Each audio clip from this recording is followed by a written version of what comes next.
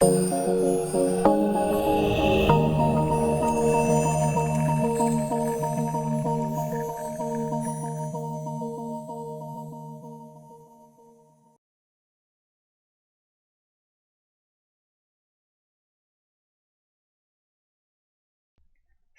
warahmatullahi wabarakatuh.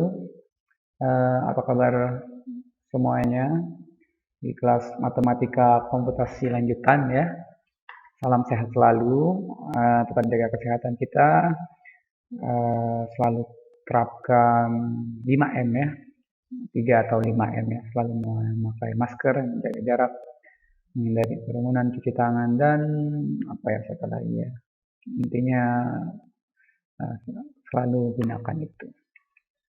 Oke, di pertemuan kali ini pertemuan yang ke-13, kita akan bahas tentang graf ya. Kalau minggu kemarin kita sudah bahas apa yang dinamakan atau terminologi dari graf itu sendiri, karena graf ini termasuk ilmu yang cukup baru ya, sekitar 300 abad kemarin ya. Gitu ya. Graf ini kita definisikan dulu, karena graf pada intinya itu sebenarnya hanya dua, yaitu himpunan yang berupa vertex dan garis ya. Jadi vertex itu bisa berupa titik ataupun edge sisi ya. Jadi himpunan graf itu sebenarnya hanya dua, V atau graf ya, atau kita sering simbolkan apapun itu, G itu isinya adalah himpunan yang terdiri atas vertex dan edge ya. Jadi titik, garis, dan titik, vertex, titik, garis. Jadi yang harus ada itu titiknya ya. Ingat kemarin bahwa ini K1 atau satu titik ini merupakan graf. Kemudian kita buatkan misalnya seperti ini. Nah ini salah ya. Jadi tidak mungkin ada satu titik dengan satu garis. Karena pada konsepnya haruslah ada dua titik. Haruslah ada titik-titik sehingga garis itu yang menghubungkan ya. Terminologi graf itu menghubungkan. Ada satu titik itu terisolasi, tidak bisa kita hubungkan kemanapun. Tapi kalau ada dua titik, bisa jadi ada hubungan di antara itu. Jadi bisa jadi nanti graf itu sisinya kosong ya, sisinya ada himpunan kosong. Oke, kita lanjutkan. Pada pertemuan kali ini kita akan bahas tentang graf khusus, di mana graf-graf ini nanti sering dipakai di dunia-dunia komputasi ataupun yang lainnya ya, yang diterapkan. Graf khusus ini juga akan memberikan efek, yaitu memiliki sifat yang khusus yang akan memudahkan kita dalam melakukan nanti perhitungan lebih lanjut. Yang pertama adalah graf lengkap atau complete graph. Gitu. Graf lengkap adalah graf sederhana.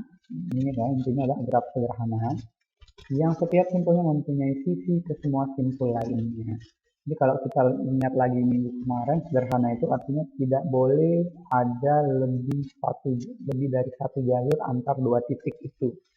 Sederhana, dia hanya satu jalur yang menghubungkan dua titik. Dia tidak boleh dibuatkan looping ataupun tidak boleh dibuatkan sisi ganda ya.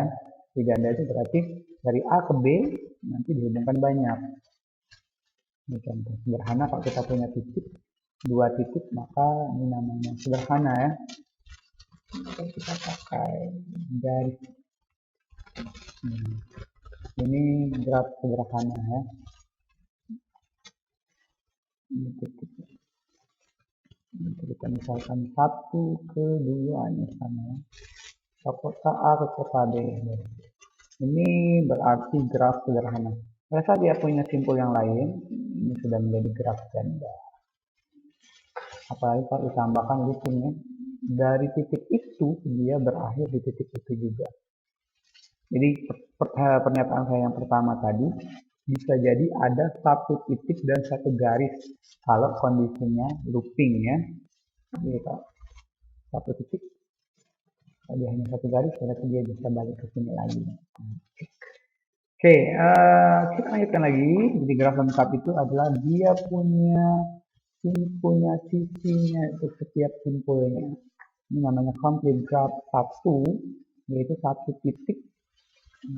Dia tidak boleh memuat looping, tidak boleh karena dia graf sederhana. Kemudian K2 artinya setiap titik itu terhubung ya. Jadi graf lengkap dengan n buah simpul dilambangkan dengan Kn. K3 berarti titiknya 3, kita bisa cek ini sisinya ada 0, di sini sisinya ada 1, sisinya ada 0, sisinya ada 1, sisinya ada 3, gitu. Terus sisinya ada berapa? 1, 2, 3, 4, 6 ya. Dan seterusnya nih, kita hitung. 1, 2, 3, 4, 5, ada 10 ya. Ini sendiri nanti berapa. Nah, makanya graf lengkap ini kalau dia punya n buah simpul dilambangkan dengan Kn. Jadi yang paling gampang graf lengkap K6, berarti titiknya ada 6. Ya, n-nya sama. Yang jadi masalah adalah kita mau tahu berapa sih jumlah edge-nya, jumlah sisi pada graf lengkap itu. Nah, ternyata setelah kita lakukan formulasi, di dalam matematik ada namanya deret ya. Deret atau barisan boleh. Nah, deret atau barisan ya, dengan rasio tertentu atau dengan beda tertentu, kita lihat. Nah, ditemukanlah rumus ini. Di banyaknya sisi itu, banyak sisinya graf lengkap itu E sama dengan N dikali N-1 dibagi 2. Ini tanpa harus kita gambarkan, kita tahu bahwa kalau titiknya 1, maka 1 kurang 1, 0 bagi 2, 0. Titiknya 2, 2 kurang 1 kali 2 bagi 2, 1. Titiknya 3, 3 kurang 1, 2 kali 3, 6 bagi 2, 3. Jadi, suatu saat misalnya pada penjadwalan kereta atau pada penerbangan ya, jadi penerbangan di kota-kota ini kan banyak ya. Kalau memang penerbangan dari kota A ke kota berikutnya di seluruh dunia itu menggunakan graf lengkap, artinya setiap bandara terhubung, maka kita akan punya jalur penerbangan sebanyak N dikali N-1 dibagi 2. Atau nanti kalian mempunyai komputer ya, set komputer, di mana ada 6 komputer, kemudian setiap komputer misalnya terhubung, maka kalian akan bisa menghitung banyaknya jumlah jalur LAN yang dibutuhkan. Jalur penghubungnya yang dibutuhkan berapa saja ya. Seperti itu. Jadi itu fungsi dari graf lengkap. Penggunaannya bisa nanti untuk penjadwalan kereta, penjadwalan pesawat, untuk pengaturan letak komputer-komputer ya, di lab misalnya seperti itu, tergantung nanti apakah dia memenuhi graf lengkap atau tidak ya. Jadi itu graf lengkap. Kemudian berikutnya adalah graf lingkaran. Jadi inti dari graf lengkap itu adalah setiap titiknya terhubung. Semua. Tidak boleh ada yang tidak terhubung. Setiap simpulnya mempunyai sisi ke semua simpul yang lainnya. Sedangkan graf lingkaran adalah ini bagiannya dari graf lengkap. Dia lebih sederhana. Ya, bentuknya berarti harus berbentuk lingkaran. Gampang ya. Ada 3 titik berarti ada 3 milimeter. 4 milimeter. Seolah-olah jalur yang di tengah-tengahnya dicabut semua ya. Jadi dengan sangat gampang kita punya graf lingkaran. Termasuk di atas lagi kita lupa ya, ada yang namanya derajat. Kalau ini derajatnya 0, ini derajatnya 1. Derajat itu berapa simpul yang keluar dari titik ini. Ini derajatnya 2, ini derajatnya 3. Jadi pada saat komplit 1, 0 gitu ya, turun 1. Jadi kita di sini dapat rumus juga. Banyaknya derajatnya D dari K-nya itu D dari Kn komplit graf ke N itu sama dengan N-1 ya. Gampang. 6 derajatnya ada 1, 2, 3, 4, 5 ya. Oke, kita lanjutkan. Nah, kalau di dalam graf lingkaran, titiknya tetap sama dengan rumus graf lengkap, 3 titik. Kemudian sisinya sebanyak titiknya itu. Ya, 1, 2, 3, 4, 5, 6. Jadi sisinya, edge-nya kalau kita gabungkan lagi nanti banyak titiknya sebanyak n, vertex-nya sebanyak n, kemudian sisinya sebanyak n juga, kemudian derajatnya hanya 2. dkn ya, ini harus tambah sebenarnya. N itu sama dengan 2. Berapapun ya, berapapun dia harusnya 2.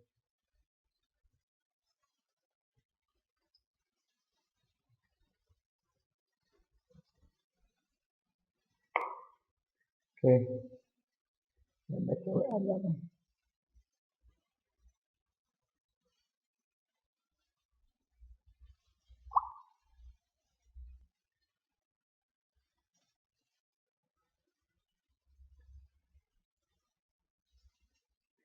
Oke.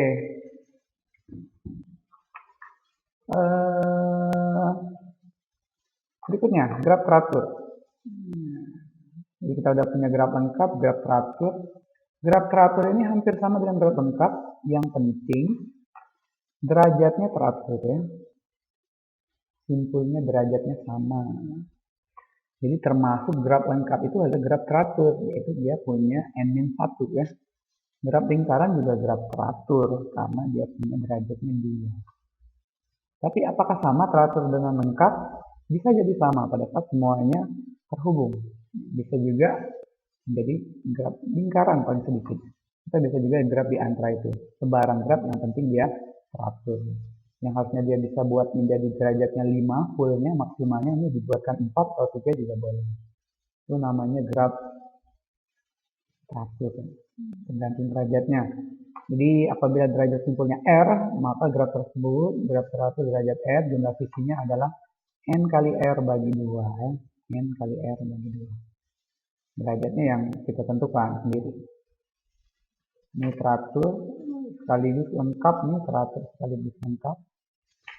Jika kita buatkan yang lain yang teratur, misalnya kita mau buatkan 4 sisi tadi. Sisi. Ada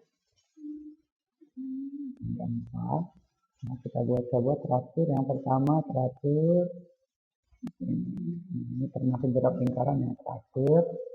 Derajat 2. Derajat 3. Jadi tadi teratur, yang sekarang juga teratur. Kalau kita mau buat yang 5.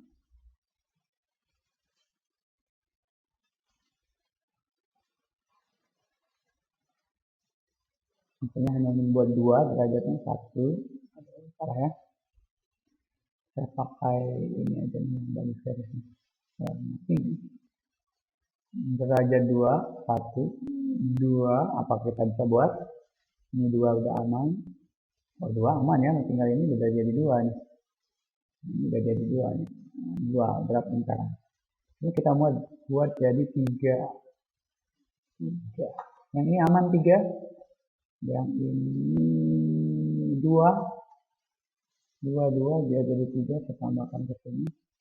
Yang ini 3. Semuanya sudah jadi.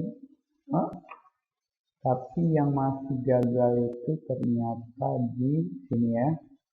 Ini kita belum menemukan graf teraturnya. Jadi dia masih gagal di sini karena ada yang tidak 3. Oke. Kita lanjut lagi. Nanti kita akan coba cari teori bagaimana menggambarkan graf teratur. Nah, ini penting. Berapa jumlah maksimum dan jumlah minimum simpul pada graf sederhana yang mempunyai 16 buah sisi dan tiap simpul berderajat sama dan tiap simpul berderajat lebih besar dari 4, lebih besar sama dengan 4. Berarti pertanyaannya cari graf teratur ya. Terserah mau sisinya 4, 5, 6 atau seterusnya yang mungkin. Tiap simpul derajatnya sama, graf teratur. Jumlah sisi graf teratur yaitu E sama dengan N kali R bagi 2. X-nya itu akan sama dengan sisinya itu akan sama dengan E sama dengan N kali R bagi 2. Jadi kita punya N yang mungkin dengan matematika biasa dikali silang, N itu sama dengan 2E dibagi R. terputar rumus yang ini karena kita butuh titiknya. Kalau adanya titiknya, kita coba dari sini n-nya 4, n-nya 4, maka jumlah simpul yang dapat dibuat adalah 8. R-nya 4, R-nya derajatnya kita ambil 4, kenapa? Karena ini dimulai dari lebih besar dari 4, kita bisa buat 32 bagi 4, 8. Jadi 8 titik bisa. Untuk R yang lain yang lebih dari 4, ini akan pembagi dari 32, ya. Kita ambil 32, kenapa? Karena ini 2 kali 16 tadi. Kalau kita ambil R-nya 5 boleh, 6 boleh, cuma kan tidak secara diskrit. 32 bagi 5 kan koma, gagal kan. Kita belajar diskrit harus punya bilangan yang bulat ya. Jadi ambil aja yang kelipatan dari 32, faktor dari 32. Sekarang 8, 32 bagi 8, 4. Nah, ini tidak mungkin membuat graf sederhana. Bayangkan ada 4 titik, tetapi derajatnya 8. Padahal kan secara graf komplit, ya, graf lengkap, dia hanya bisa n-1, hanya 3 ya. Berarti kalau sampai 8, 5-nya ada looping, ada double-double kan. Sehingga 8 tidak mungkin. Kalau mau dicoba lagi ke 16 juga pasti tidak mungkin. Hanya 2 titik, nanti dibuat sebanyak 16 jalur ya. 16. Ini baru 3 nih, mau dibuat 16 ya. Jadi kita hanya bisa menemukan satu graf yang memuat 4 derajatnya dengan sisinya 8. Selain itu tidak bisa ditemukan. Oke, kita lanjutkan lagi. Graf bipartit atau bipartit graf. Graf G himpunan simpulnya dapat dipisah menjadi 2 bagian, C1 dan C2. Sehingga setiap G-nya menghubungkan C1 ke simpul C2 ya, graf bipartit. Jadi yang seolah-olah dia bisa dibuatkan menjadi domain dan kodomain ya, seperti fungsi. Graf G ini bipartit karena simpul-simpulnya dapat dibagi C1 dan C2. Di contohnya tidak harus kita membuatkan dia langsung seperti itu. Ini contohnya. Contoh yang lain ya. Dia ada graf seperti ini, tampilannya masih seperti awalnya, seperti biasa. Maka saya buat seperti ini, ya. Ini seperti ini. Kemudian ada lagi misalnya. Nah, ya ini ya, jadi ada 4 titik dan 3 garis. Maka kelihatan dia seperti graf biasa, tapi dengan teknik penyederhanaan, dengan teknik menggambar yang lain. 1, 2, 3, 4. Nah, kita akan cek apakah dia bipartit atau tidak. Ternyata dia ini bipartit, karena kita bisa buatkan seolah-olah ada 2 himpunan yang menghubungkan 1 ke 3, 2 ke 3, 2 ke 4, seperti itu kan, 2 ke 3 juga. Miring ya, nah kalau mau miring juga seperti ini. 1, jadi ada hubungan antara 2 ke 3, 2 ke 4, 1 ke 3. Ini 2 ke 3 ke 4. Oke, lihat ya. 4 ke 1. 2, 3. Nah, jadi kita bisa membuat graf itu. Memang penampakannya sebenarnya asal ya, acak ya. Cuma karena bisa dibagi 2 seolah-olah seperti domain dan kodomain, seperti fungsi, maka itu namanya graf bipartit. Kalau tidak bisa, ya dari tidak bipartit ya. Simpel ya. Oke, berikutnya, nah ini contohnya, silahkan nanti dibaca lagi. Ini gimana caranya Anda menariknya sehingga dia menjadi bipartit. Kelihatan sekali ya. Nah, ini kelihatan sekali sebenarnya nih ada semacam himpunan sebelah sini yang menghubungkan dengan himpunan sebelah sini. Oke ya, nah, seperti itu. Oke, selanjutnya. Nah, ini graf utilities ya, K33 dan topologi bintang. Nah, ini bisa dijadikan bipartit. Yang kalau ini tidak bisa. Nanti ada teorinya yang mengatakan tidak bisa.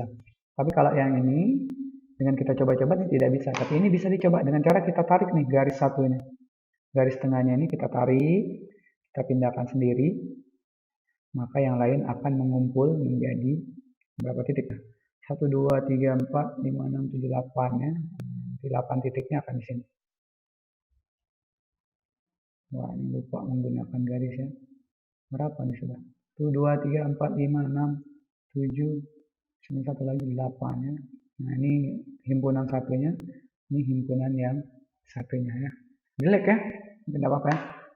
Coba bayangkan Anda tarik titik tengahnya itu semua koordinatnya, maka yang lain akan menjadi graf satu himpunan yang lainnya. Yang di tepi itu satu himpunan, di tengah satu himpunan sendiri.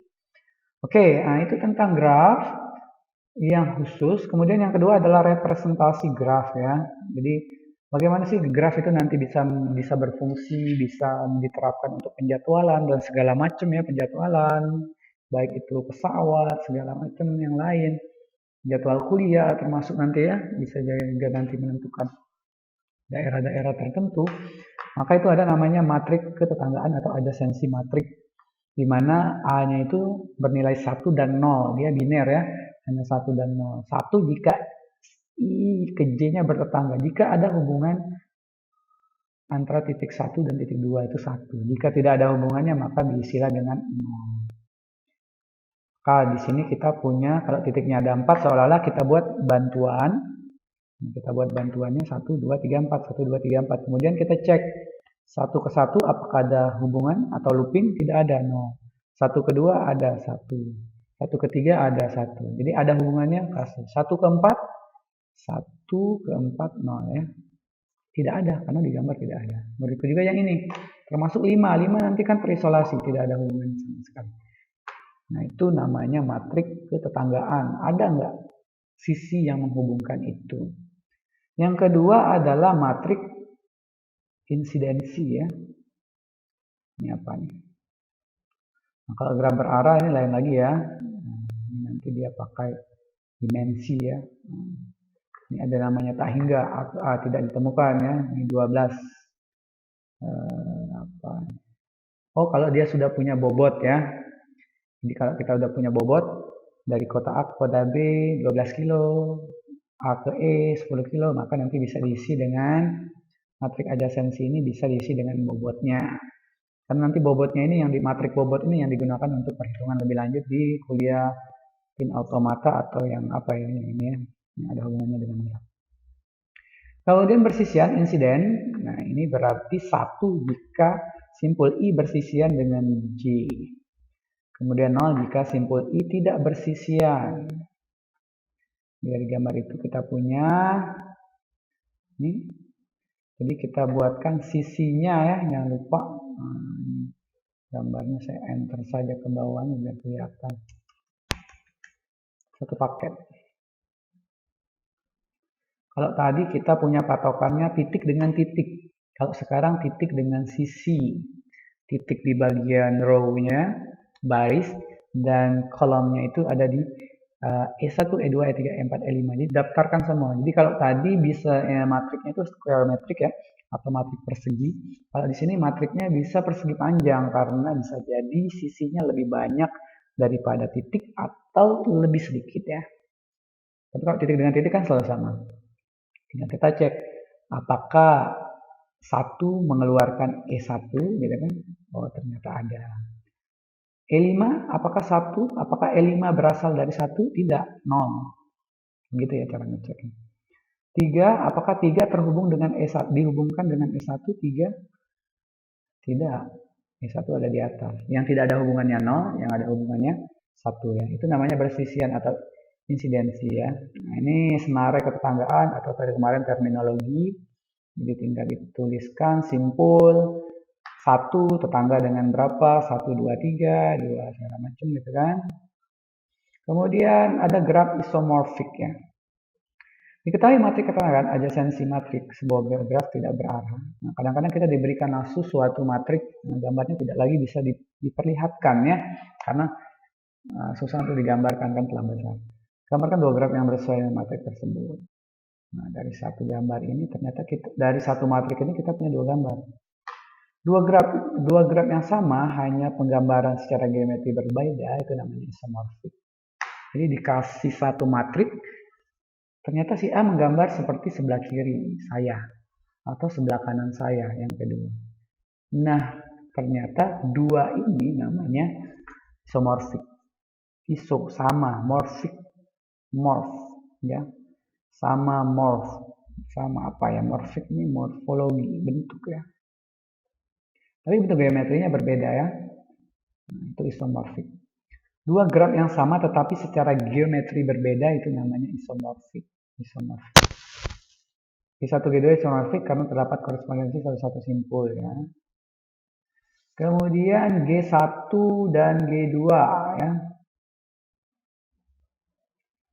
G1 dan G2 isomorfik. Nah, gambarnya seperti ini isomorfik. Kalau Anda D-nya Anda masuk sini isomorfik, bisa dicek dengan derajat titiknya 4. Oke. Derajatnya masing-masing 3 sama. Oke. Tapi G1 dengan G3 tidak isomorfik terlihat langsung karena di sini derajatnya 2, di sebelah situ derajatnya 3 ya. Oke. Kalau digambarkan juga beda matriknya. Matrik adjasensinya beda. Kalau matriknya sama, kemungkinan dia isomorfik. Nah, ini dua graf isomorfik, 3 graf yang isomorfik. Ini isomorfik ini, nah, diputar-putar isomorfik. Oke, yang terakhir ya. Jadi bab kita hari ini kita bahas tentang graf khusus, kemudian tentang terminologi ataupun sifat-sifat matrik tadi, ada adjasensi dan insiden, kemudian ada namanya graf isomorfik. Untuk latihan silakan nanti dikerjakan nomor 1, 2, dan 3. Ngecek ini isomorfik atau tidak. Yang ketiga itu ngecek ya digambarkan ya. Kalau 1, 2 ada gambarnya, yang ketiga gambarkan dulu atau bagaimana tekniknya nanti Anda bisa melihat dua graf ini isomorfik atau tidak. Oke, demikianlah penjelasan di video kali ini. Nampaknya sudah cukup panjang ya. Sampai akhiri. Assalamualaikum warahmatullahi wabarakatuh.